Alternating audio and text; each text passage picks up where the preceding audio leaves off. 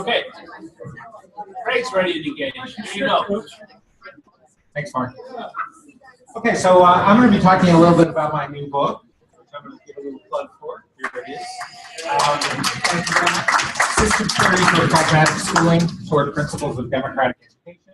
The most gratifying thing about it is that Stu has been reading it and talking about it in meetings, which is great.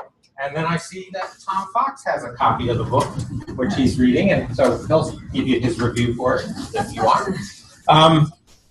So it's very nice to have a book out. This is the first single monograph book that I've done, and it really represents more than a decade of thinking about the topic. And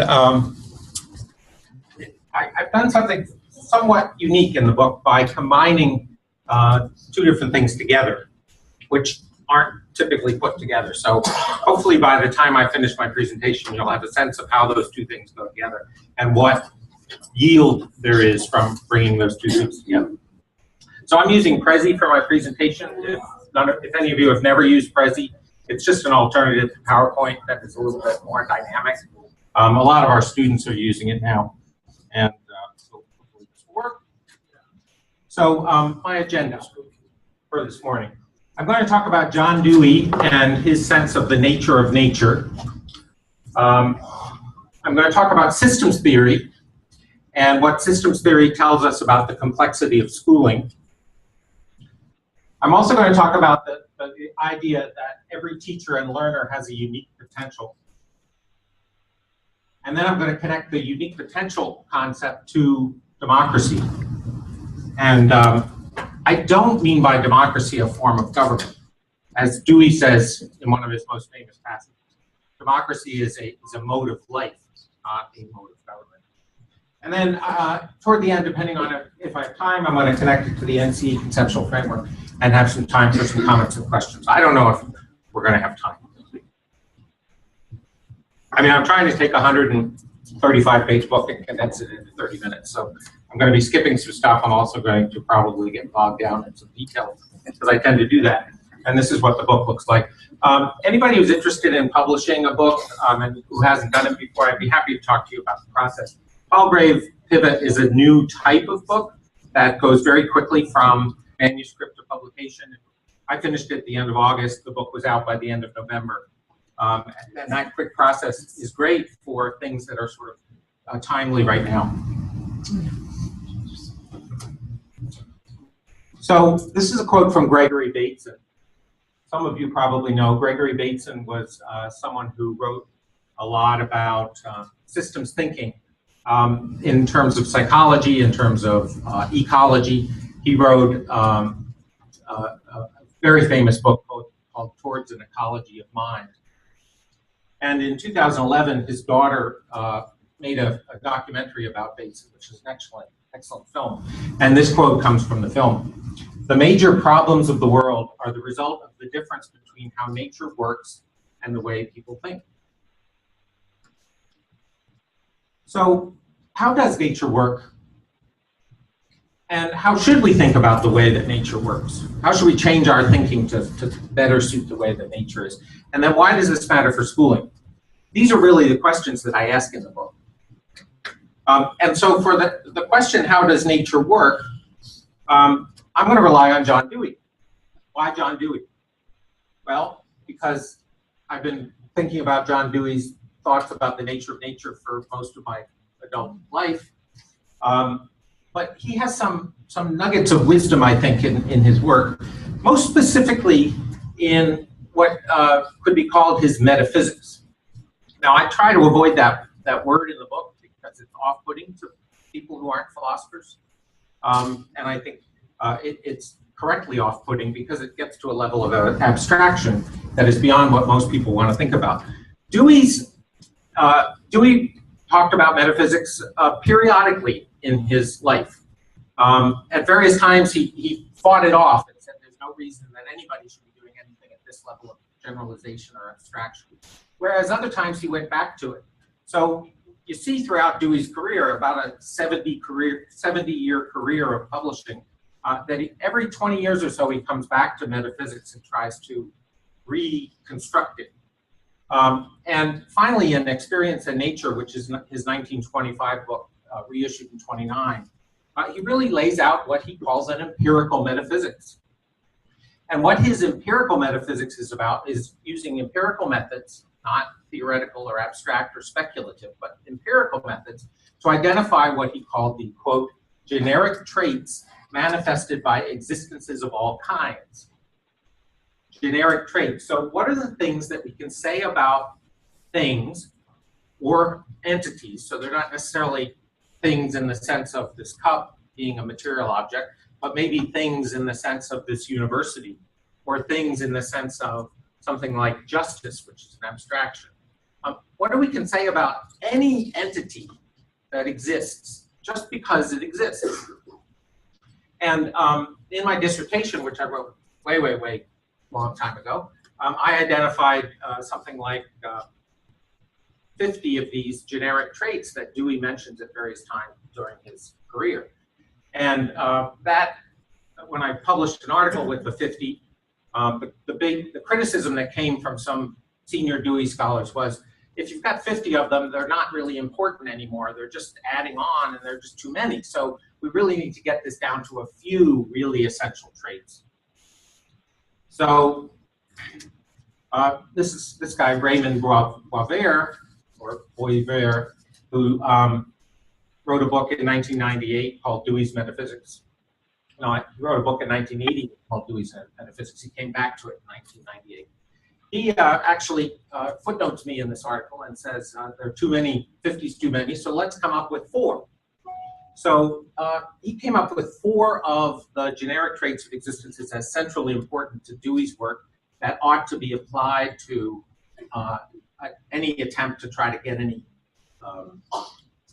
yield, if you will, out of metaphysics. And so these 4 are temporality. So anything that exists has a time dimension. If it didn't have a time dimension, then there would be no existence. And very few things are always in existence. In fact, if you think about the Big Bang, pretty much everything we know was at one time non-existent. And things are events. Dewey makes this point in several different ways. Everything has a beginning, everything has some kind of development over time, and everything has an ending point. So there's temporality to everything. Interaction. Nothing exists apart from interaction with other things. There's no such thing as an isolated thing.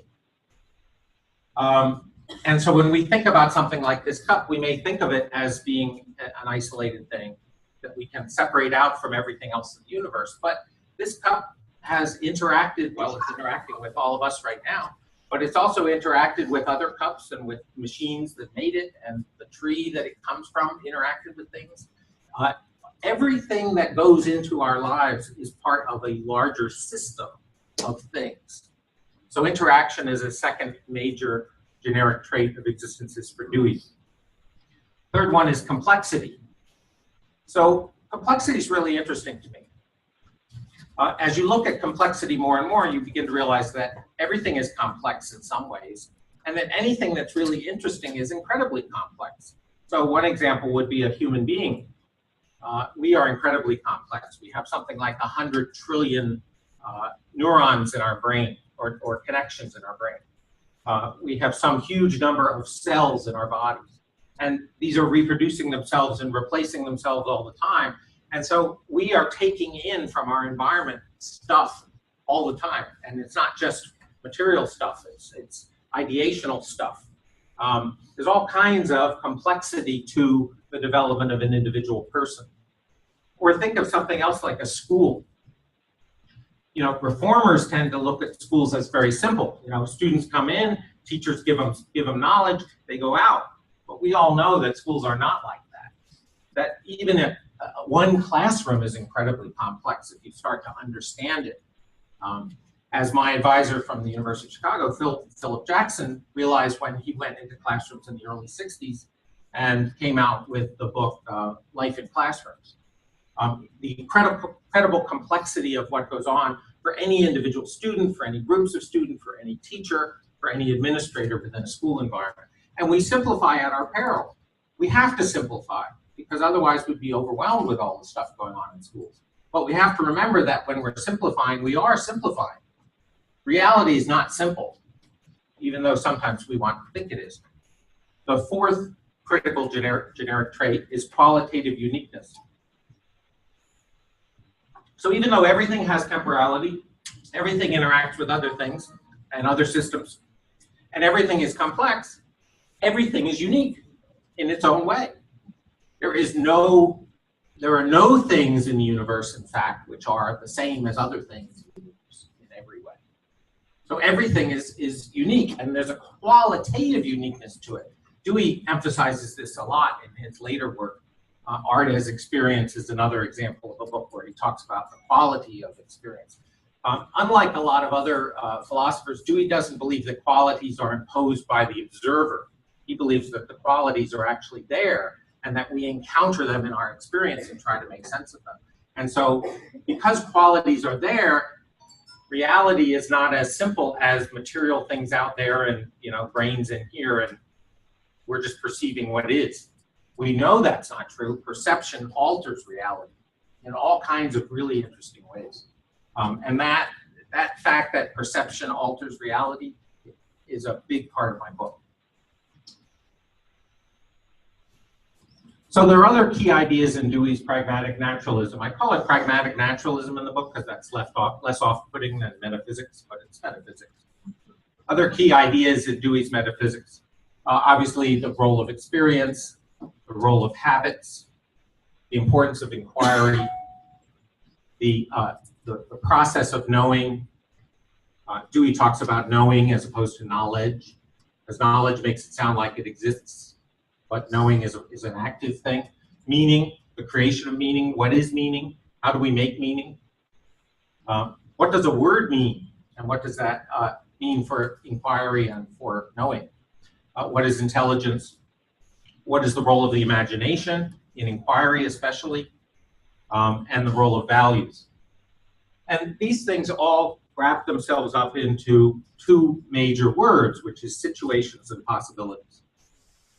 The word possibilities is really a key one for me and for Dewey, because that's what makes change possible, and that's what makes the realization of value in our lives possible. We're not just passive participants in reality. We create reality. We co-create reality in social groups. In the book, I talk a lot about the way these things fit together in Dewey's thinking. It's kind of like a primer for people who aren't familiar with Dewey's metaphysics. Many educators know Dewey's sort of school stuff, but aren't really that familiar with his philosophy of kind of inquiry in the larger sense. So if we think about situations and possibilities, situations are defined. We define situations when we are trying to do something and we run into obstacles. Obstacles that prevent the situation from being handled completely by routine. So, Dewey says that we get stopped up short, or we get stopped short in trying to do something, and oh my goodness, I forgot about that. And then all of a sudden you have to define the situation. What are the components? What are the interactions? What are the ways that these things create a system? What are the inputs? What are the outputs? And we do tend to think systematically when we run into situations, at least in those situations that we are sort of professionally familiar with. We bring to bear an awful lot of knowledge and understanding from our past experience to go into new situations. Think about any situation in a classroom, for example, where maybe a student is having trouble with a particular concept. Oh, I thought everyone got that, so now I have to rethink how we're going to teach this and think about it more carefully. And then when we resolve problematic situations, that is situations which present us with problems, we have to pay attention to the possibilities that are inherent in the situation. Possibilities are real things, real aspects of reality. And for us to make any progress toward any goal, we have to figure out what the possibilities are. So the assessment of possibilities in situations is a key aspect to being a human inquirer in all kinds of fields. So possibilities are real. Situations can be thought or defined in terms of the possibilities that are presented. But remember, we're defining the situation. The situation doesn't just already exist and we try to figure it out. We choose what's part of the situation and what's not part of the situation. And I give a lot of examples of that. So this is an account of situations and an account of reality that could be called pragmatic. In fact, this is really the essence of pragmatism as a philosophy, that we create reality through our encounters with situations that we help define. So how do we incorporate possibilities into experience? Well, the key concept here is imagination. And I think that we undervalue imagination very often when we think about thought. We tend to think of thought as not being about imagination, but being about perception. But how do we know that something is possible? How do we know that we can take a situation and turn it into something different? The only way is by imagining a different way for the situation to resolve itself. So this is my favorite quote from Dewey, and whenever I tell people about this quote, they're like, what? So it's kind of difficult to parse, especially if you just say it to someone. Imagination of ideal ends, pertinent to actual conditions, is the fruition of a disciplined mind. Now, I would like to propose that we rethink education in terms of this concept. That education is about the development of a disciplined mind, which is really helping people to imagine ideal ends that are pertinent to actual conditions. Ideal ends which are not pertinent to actual conditions are not very important ends or important ideals. The important ideals are the ones that are pertinent. So expertise, just to think about it somewhat differently, is the ability to be able to imagine ideal ends within a range of situations, like, for example, classrooms or schools, in a way that takes into account the actual conditions of those situations. But imagination is the key. So the key bridge concept in the book is to say that everything that Dewey says about situations in his metaphysics is also true about systems. In fact, systems are situations. Situations are systems. Everything we can say about one, we can say about the other. Now, why is this significant? For Dewey, I think it's significant because Dewey was never satisfied with his metaphysics. He kept coming back to it and trying to reconstruct it in a way that would make it helpful. And I think that, well, Dewey died in 1952. I think that Dewey died before systems theory emerged into consciousness. One really interesting tidbit of a fact is that one of Dewey's students was one of the people who originally developed cybernetics, which is an approach to thinking about control systems. And that guy studied with Dewey. And I would really like to figure out, well, what did he learn from Dewey that may have gone into cybernetics? But that's a whole other project. So for Dewey studies, I think that connecting what he has to say to systems theory is a way of extending his work into the current day. And systems theory has become quite fruitful for dealing with the complexity of many, many different types of systems. Schooling has been thought of this way through systems thinking, particularly Peter Zenge's work in the fifth discipline. But it hasn't been connected in this metaphysical sense that I'm trying to do in the book. And there's another purpose, which I'll get to in a second. So a system, as I think everyone knows, a system is an arrangement of entities and their interrelationships such that there's some regularities in the way that the entities behave and such that a boundary can be defined between what is considered inside the system and what is considered outside the system, that is, in its environment. That's just my definition from combining a lot of other definitions together. There's a book by Fritjof Capra. Many of you remember him. He wrote The Tao of Physics a long time ago. Well, he's come out with a new book with a colleague. It's called The Systems View of Life. It's an excellent book, 2014. I was hastily trying to read it while I was finishing my book. Thinking about systems, quote, means a shift of perception from material objects and structures to the non-material processes and patterns of organization. Now, this fits with Dewey's metaphysics, because Dewey really wants to bring non-material entities into the conversation. So these are just some examples of systems, and you'll notice toward the end there are systems that we deal with all the time in our work. The compensation system that National Lewis has a philosophy of yet, but not quite a system yet. And there are other types of systems. Systems thinking, and this is a quote from Peter Senge, is a discipline for seeing wholes. It is a framework for seeing interrelationships rather than things, for seeing patterns of change rather than static snapshots. And systems thinking is a sensibility for the subtle interconnectedness that gives living systems their unique character. Living systems are unique in the sense that they are much more complex than non-living systems. You can even think of life as a certain type of system, a complex adaptive system. That's how we survive from one moment to the next, is by adapting to complexity, complexly, in a complex way. So the generic traits that Dewey identifies can be applied to systems. So including the 4 identified by Boisvert as central: temporality, interaction, complexity, and qualitative uniqueness. Each of these applies to systems, any system.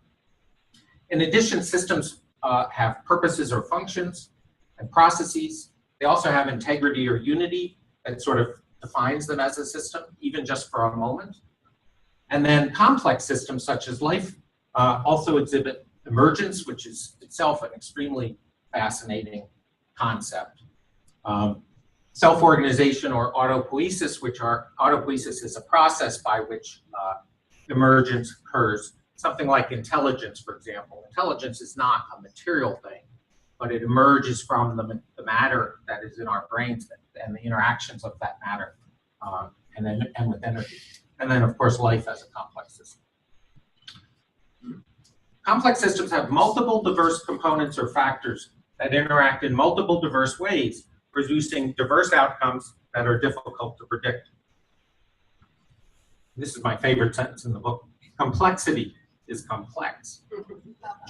So one of the things that we have to understand about complexity is that it's made up of a diversity.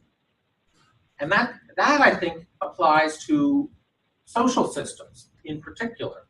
So systems like classrooms, schools, societies, communities, universities are complex. And one of the ways that they're complex is the diversity of the participants. And administrative types, nothing against the EDL folks, tend to simplify systems into types of participants, right? You have students, you have teachers, you have vice principals, you have superintendents, and sort of to see those people as conforming in a way to a type, having a particular function. That dehumanizes the individual. It takes the qualitative uniqueness of a particular person and turns them into just a person filling a role or a component within a machine, even. And my book is an attempt to try to say that not only is that ineffective as an administrative conceptualization, but it's ineffective for thriving school environments, and particularly ineffective for the larger democracy. Which again, I don't mean a form of government by democracy, I mean a form of associated life. So learners are complex. And everybody in a school is a learner, not just the students. At least they better be. I often tell my students, if you're not learning, you're not teaching. Because teaching is, in part, demonstrating the function of learning. Learners are complex and unique. Each learner is unique. We know that is the case. To treat learners as standardized is to dehumanize them. Each person has a unique potential. This concept of unique potential comes out of my background as a teacher in a school in Maine, a school called the Hyde School. The founder came up with this idea. Each person is gifted with unique potential for excellence, there's a typo, which defines a destiny. This concept of unique potential has basically been the driving concept behind most of my philosophical work in my career. What is unique potential? Well, I think I'm now thinking about it systematically using the concepts that I put together in the book. I realize it's now noon, so I'm not going to be able to finish, but let me just get a couple more points. Teachers are also unique.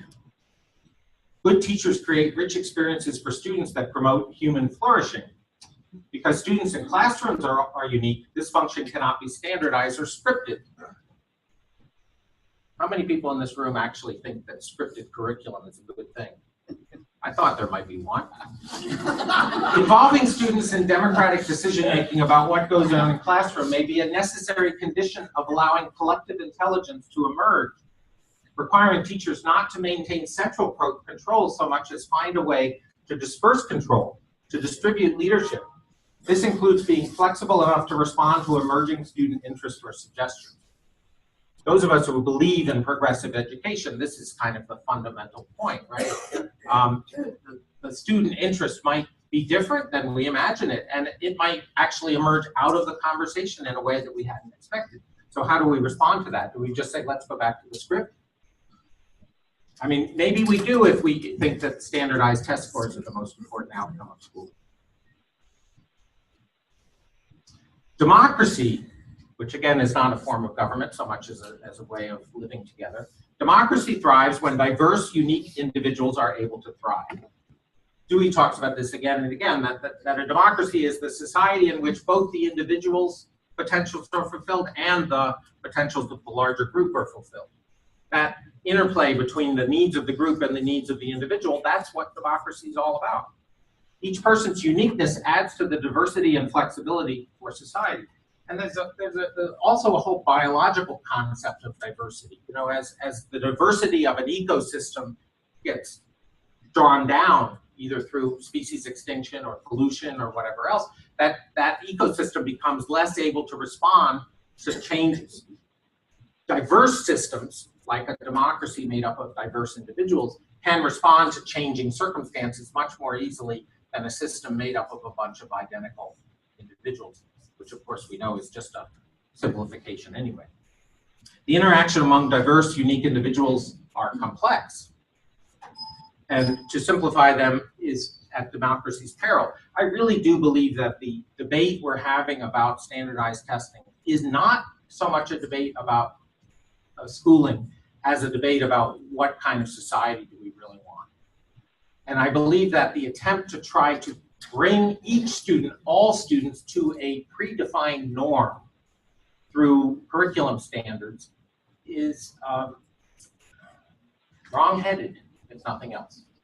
And I'm seeing right now in my own life with my son, who's 13, and he's got some learning differences. He's having a really difficult time succeeding within the school environment where he is, because they want him to meet their expectations for how he responds and in terms of how he learns. And he doesn't learn that way. And yet he's a really, really intelligent kid with a lot of creative ideas. But don't ask him to sit down and take a standardized test and do particularly well on it. So how should schools respond to that? That's really what the book is about. And the whole second half of the book is about the implications of that. And I don't have time to talk about that now, so I'm not going to try. Thank you very much. Take any questions, Fred? Take some questions? Yes, I'd be happy to take a question or two or a comment. Good. That was a very good reading. Thanks, Craig. Y'all want to go? Okay. Thank you very much. Thanks, Fred.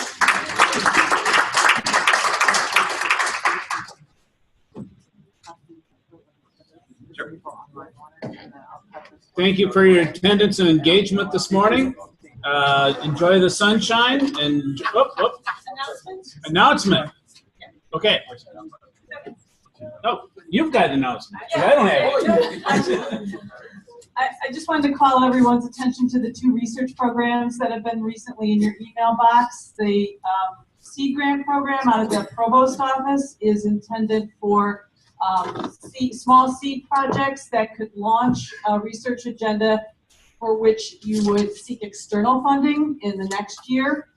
The faculty research residencies are a little different. They're an NCE initiative designed to for faculty to situate themselves in partner schools for the purposes of reinvigorating program curricula in line with around core practices, or following up candidates to determine gaps or needs or further ideas, or to build partnerships. So questions about either of those two grant programs, please come and talk to me. I'd be happy to help you think about your ideas.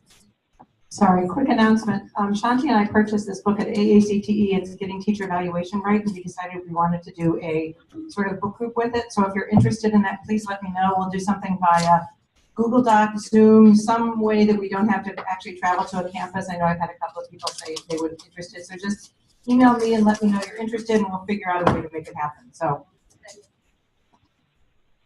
I sent out an email earlier this week. Just Susan McMahon and I are our final students in the final class of the Reading Specialist program. We're putting on a conference this weekend, Saturday at Lyle from 10 o'clock to 2 o'clock. Our students will be presenting their vast body of knowledge on different things having to do with literacy. It's called a Professional Development Conference, and we actually thought it would be a great thing for students. If any of your students are seeking extra credit work for their classes, be a lovely way. We will be taking attendance. So anyway, love to see some of you there. Any other ones? What do I do now? Sing. Sing, dance. Everybody's going. Thank you, everybody.